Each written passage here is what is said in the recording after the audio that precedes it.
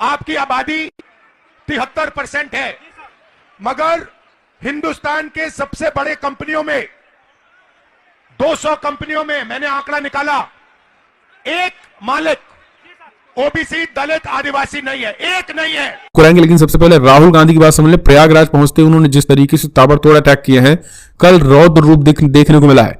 जी हां दोस्तों, प्रयागराज में पहुंचे राहुल गांधी ने आखिरकार योगी सरकार की लीग सरकार पर बड़ा हमला बोला। उन्होंने कहा कि पीएम मोदी के इशारे पर ओबीसी का हक छीना जा रहा है। ओबीसी और एससी एसटी की अनदेखी का उन्होंने गंभीर आरोप लगाया।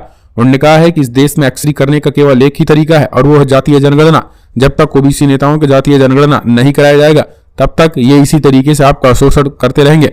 आपको बता दें, राहुल गांधी कल प्रयागराज में थे और सबसे पहली बड़ी बात तो यह है कि राहुल गांधी के पहुंचने से पहले वहां लीग सरकार की पोल खोलने पहुंचे जो है वो इलाहाबाद यूनिवर्सिटी के छात्र पहुंच गए थे।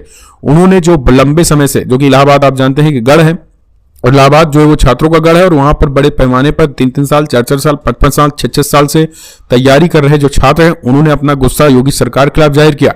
उन्होंने कहा कि भैया राहुल जी जो है वो हमारे लगातार जो बड़े खास करके चीजें हैं वो लगातार जो है वो हमको इग्नोर किया जा रहा है और जितने भी पेपर निकल रहे हैं वो सब लीक हो जा रहे हैं। राहुल गांधी ने इस लीक सरकार पर बड़ा हमला बोलते हुए कहा है कि ओबीसी ने लड़कों का हक मारा जा रहा है, ओबीसी छात्रों का, ओबीसी देश में ओबीसी एससी एसटी का। तो 73% आबादी को टारगेट करते उन्होंने कहा है कि आज राम मंदिर आपने देखा, इस प्रोग्राम में आपको एससी एसटी और ओबीसी नहीं दिखे होंगे। यहाँ पर आपको बड़े बड़े उद्योगपति दिखे होंगे, अंबानी दिखे होंगे, अडानी दिखे होंगे, अमिताभ बच्चन दिखे होंगे, बड़े बड़े सेलिब्रिटी दिखे होंगे, मोदी दिखे होंगे, लेकिन क्या आप कोई किसी गरीब को आप वहां देखे, किसी एससी एसटी ओबीसी को आपने देखा? आप नहीं देखेंगे। इस तरीके से उन्होंने यह हमला बोला है। एक और अपडेट निकल के आई है दोस्तों, फार्मर प्रोटेस्ट, ये फसल नस्ल बचाने की लड़ाई। 21 फरवरी को यूपी समेत कई राज्यों में करेंगे प्रदर्शन। राकेश टिकैत ने किया बड़ा ऐलान। किसानों के दिल्ली चलो मार्ग के बीच किसान संगठन और केंद्र सरकार के बीच चौथे दिन की बातचीत होनी और इसी बीच भारतीय किसान यूनियन के राष्ट्रीय प्रवक्ता राकेश टिकैत ने शनिवार को बड़ा ऐलान कर दिया। उत्तर प्रदेश के मुजफ्फरनगर के सिसोली में आयोजित किसान पंचायत में राकेश टिकैत ने शनिवार को कहा है कि किसान अपनी मांगों को लेकर के 21 फरवरी को उत्तर प्रदेश, हरियाणा, पंजाब और उत्तराखंड में धरना देंगे। राकेश टिकैत ने यह भी बताया है कि यहां हुई पंचायत में एक प्रस्ताव पारित किया गया है जिसमें संयुक्त किसान मोर्चा ने सरकार द्वारा किसानों की मांगों नहीं माने जाने पर 28 और 27 फरवरी को दिल्ली तक ट्रैक्टर मार्च निकालने को कहा है। पंचायत में हरियाणा और पंजाब में हुई घटनाओं को भी निंदा की और यह पंचायत संयुक्त किसान मोर्चा, गैर राजनीतिक और किसान मजदूर मोर्चा द्वारा बुलाए गए किसानों के दिल्ली चलो मार्च के बीच आयोजित किया गया है। तो सीधे तौर पर किसान तैयार हैं दिल्ली पे ही नहीं चढ़ाई करने बल्कि योगी सरकार पर भी चढ़ाई करने की।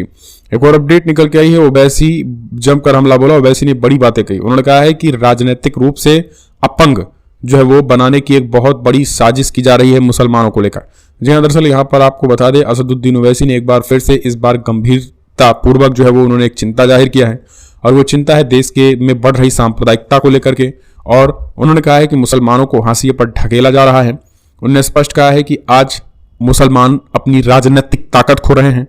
हमें एकजुट होना होगा और हमें एकजुट होकर के इस तानाशाह सरकारों के साथ साथ उन्होंने जो है वो हम जिन्हें वोट करते हैं ऐसे लोगों को भी उन्होंने कहा कि क्या हम ऐसे लोगों को वोट कर रहे हैं जो सच में हमारे हितैषी हैं, या वो पलटी मार करके सरकार बना करके फिर से ही भाजपा की गोद में जाकर बैठ जा रहे हैं। देश में ऐसे नेताओं से भी उन्होंने आगाह किया कि क्या वो सच में आपके हितैषी हैं या केवल सत्ता लोभी हैं। आपके वोट ले लेकर वो इस तरीके से न तो आपका हित कर पा रहे हैं। और यही कारण है कि देश में लगातार, चाहे वो हल्द्वानी कांड हो या फिर गुजरात में जिस तरीके से एक मौलाना को गिरफ्तार करना हो, उन्होंने कहा कि आज हमें हमेशा गोली मारने की धमकी दी जाती है लेकिन आरोपियों को गिरफ्तार नहीं किया जाता है। और एक मौलाना सिर्फ ये कह देता है कि तुलना कर देता है किसी चीज की और उनको गिरफ्तार कर लिया जाता है। यही है मुसलमानों के खिलाफ हाशिए पर ढकेलने और उनको दबाने की, कुचलने की कोशिश। एक और अपडेट निकल के आई है दोस्तों, जहां अगली खबर आखिर कैसे समझिए किसानों ने क्या कुछ ऐलान कर दिया है। मांगों पर अड़े रहेंगे, किसानों के साथ चौथे दौर की बातचीत। किसान आंदोलन के बीच मोदी सरकार एक बार फिर से बातचीत की टेबल पर लौट रही है। रविवार को चौथे दिन की बातचीत किसानों के साथ रही। केंद्र की तरफ से कृषि मंत्री अर्जुन मुंडा, पीयूष गोयल और नित्यानंद राय मौजूद रहे। वहीं किसान के प्रतिनिधि भी अपनी उपस्थिति दर्ज कराए। किसानों की कुल 12 मांगे रही। उन्हें लेकर के उनका आंदोलन चला। सबसे बड़ी मांग एमएसपी पर कानूनी गारंटी की है, जिसको लेकर सरकार भी तैयार नहीं है और वो कमेटी बनाकर मंथन जरूर कर सकती है लेकिन तुरंत किसी तरीके के कानूनी बनाने से बच रही। वहीं किसान पूर्ण कर्ज माफी की भी मांग कर रहे हैं।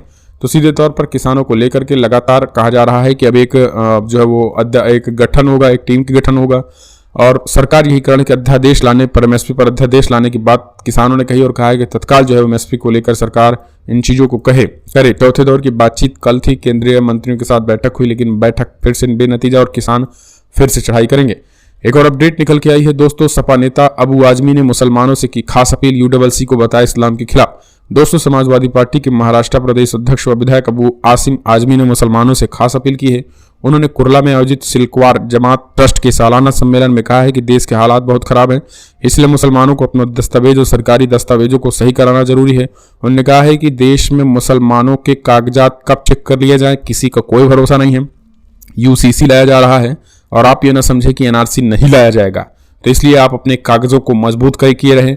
देश में बुरा दौर चल रहा है, ये दौर भी छटेगा, इस दौर का भी अंत होगा, लेकिन अभी मुसलमानों को एकजुट रहना होगा और मुसलमानों को अपने सारे डॉक्यूमेंट, एक तरीके से उन्होंने इनडायरेक्टली ये बताया कि भैया कभी भी किसी के यहाँ भी जो है वो कागजात चेक हो सकते हैं, कभी कोई नौजवान जो है वो उबाल में आकर ऐसी कोई एक्टिविटी कर सकता है जिससे मुस्लिम भाइयों या मुसलमानों को जो है वो उनके घर पर बुलडोजर चलाना पहुंच सकते हैं। अगर आपके पास कागजात नहीं होंगे तो आप कोर्ट में भी नहीं जा सकते हैं।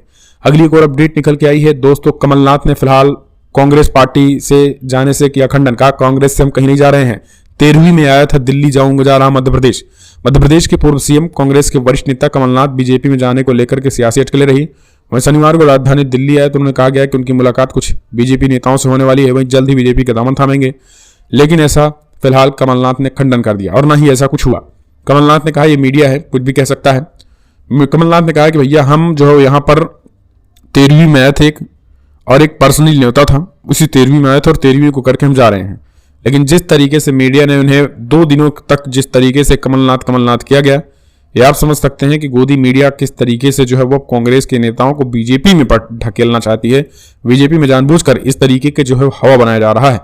एक और अपडेट निकल के आई है दोस्तों, अगली खबर, जहां आंध्र प्रदेश में TDP और बीजेपी एक दूसरे के कंधे पर सवार होने को बेताब दिख सकती है नए तरीके का गठजोड़।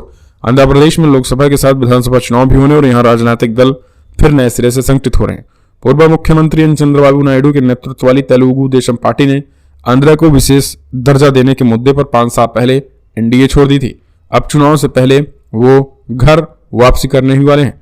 बीजेपी के केंद्रीय नेतृत्व के निमंत्रण पर नायडू पिछले सप्ताह दिल्ली गए और दोनों पार्टियों के बीच गठबंधन को पुनर्जीवित करने पर उन्होंने केंद्रीय गृह मंत्री अमित शाह और बीजेपी अध्यक्ष JP नड्डा के साथ बातचीत भी की।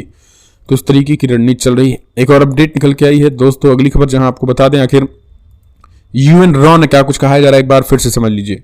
दरअसल UN रॉ ने बड़ी बातें कही है। उन्होंने कहा है कि आप जिस तरीके से अटैक कर रहे हैं ये ठीक नहीं है। आप एक तरफ जो है वो हम मदद कर रहे हैं और आप इस तरीके से हमले कर रहे हैं, इससे स्थिति और विकट होगी, हालात वेंटिलेटर पर जाएंगे, लोग मरते रहेंगे। आपके इस तरीके के हमले से जो है वो यहाँ की स्वास्थ्य व्यवस्था इसी तरीके से दम तोड़ती रहेंगी। तो स्वास्थ्य व्यवस्था को सुचारू बनाने के लिए दुनिया से उन्होंने अपील की है कि सबसे पहले हमले रुकवाइए। दोस्तों आप ही समझिए कि आपके पास संसाधन सीमित है, लेकिन अटैक्स आप पर डेली होंगे, कैजुअलिटीज डेली बढ़ेंगी। तो आप समझिए कि उन संसाधनों का अगर एक ही वेंटिलेटर है, एक ही ऑक्सीजन है, अगर 100 लोग मरेंगे तो किस पे लगेगा। इस वजह से UN रॉ ने यहाँ सख्त टिप्पणी की है और कहा कि तत्काल दुनिया से आह्वान है कि युद्ध रुकवाया जाए, वरना हालात और ये सदी माफ नहीं करेगी ऐसे लोगों को। तो ये चीजें उन्होंने कही हैं। एक और अपडेट निकल के आई है दोस्तों, अगली खबर, जहां बीजेपी में फिलहाल क्या सब कुछ ठीक है। जी हाँ, ऐसी कई खबरें निकल के आई हैं। जहां राजनाथ सिंह के नाराजगी की खबर निकल के आई है, अमित शाह, नड्डा, ये सब जो है वो माना जा रहा है कि 2024 को लेकर तैयारियों में भले ही जुटे हैं, लेकिन वहां पर भीतर खाने फूट है। अगली एक और अपडेट निकल के आई है, बिग ब्रेकिंग, जहां बड़ी खबर, जहां PM मोदी किसी भी तरीके सत्ता में आने की कोशिश कर रहे हैं, वो वापस आए तो तानाशाह बन जाएंगे। खड़गे ने बोला बड़ा हमला। कांग्रेस प्रमुख मल्लिकार्जुन खड़गे ने कहा है कि अगर आप PM मोदी को वोट देकर दोबारा सत्ता में लाते हैं तो वो तानाशाह बन जाएंगे। वो किसी भी तरीके से अपनी सरकार वापस लाने के लिए कड़ी मेहनत कर रहे हैं। Media, ED, income tax, CBI और न्यायपालिका जैसे स्वतंत्र निकायों को नियंत्रित करने की कोशिश कर रहे हैं। दरअसल आपको बता दें, मल्लिकार्जुन खड़गे ने ये बड़ी बातें कही हैं। मल्लिकार्जुन खड़गे ने कहा है कि आप अपनी ताकत को समझिए, लेकिन आज हर कोई जो है वो ताकत विहीन इसलिए हो गया है कि हर कोई मोदी के सामने घुटने टेक दिया है। हर चीजें देश में केवल और केवल स्वतंत्र जो स्वतंत्र निकाय हैं वही इस देश को स्टैब्लिश कर सकते हैं, चाहे वो मीडिया हो, ED, इनकम टैक्स, CBI, न्यायपालिका जैसे भी, इनको भी कंट्रोल करने की कोशिश की जा रही है। उन्होंने कहा कि अगर दोबारा 2024 के लोकसभा चुनाव में मोदी सरकार जीतते हैं किसी भी तरीके से, तो तानाशाही की तरफ देश बढ़ेगा और आने वाले समय में सिचुएशन बेहद ही खराब होगा। तो ये चीजें जो उन्होंने कही और सीधे तौर पर बदलाव की बात कही है। दरअसल आज बेंगलुरु, कर्नाटका में मल्लिकार्जुन खड़गे गरजे थे।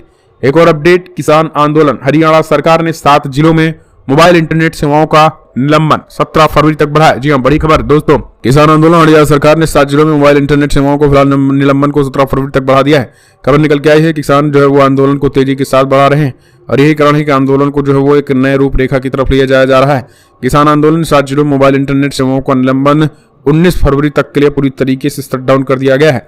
तो ये एक बड़ी रिपोर्ट्स निकल के आ रही है, जहां किसान आंदोलन को लेकर हरियाणा सरकार ने 7 जिलों में मोबाइल इंटरनेट सेवाओं का निलंबन कर दिया है ताकि किसान आंदोलन ना हो सके। ये चीजें भी लगातार देखने को मिल रही हैं। एक और अपडेट निकल के आई है दोस्तों, बड़ी अपडेट, जहां बीजेपी अध्यक्ष जेपी नड्डा का कार्यकाल बढ़ा, इस साल जून तक पद पर बने रहेंगे, प्रस्ताव को मिली मंजूरी।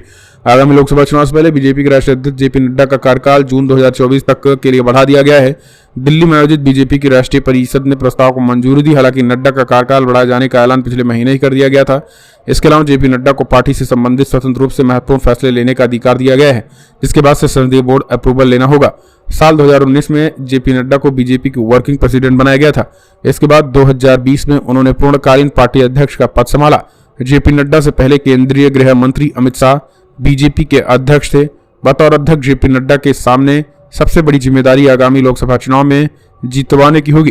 पिछले कुछ सालों में नड्डा के कार्यकाल के दौरान कई विधानसभा चुनाव हुए, जिनमें बीजेपी ने शानदार प्रदर्शन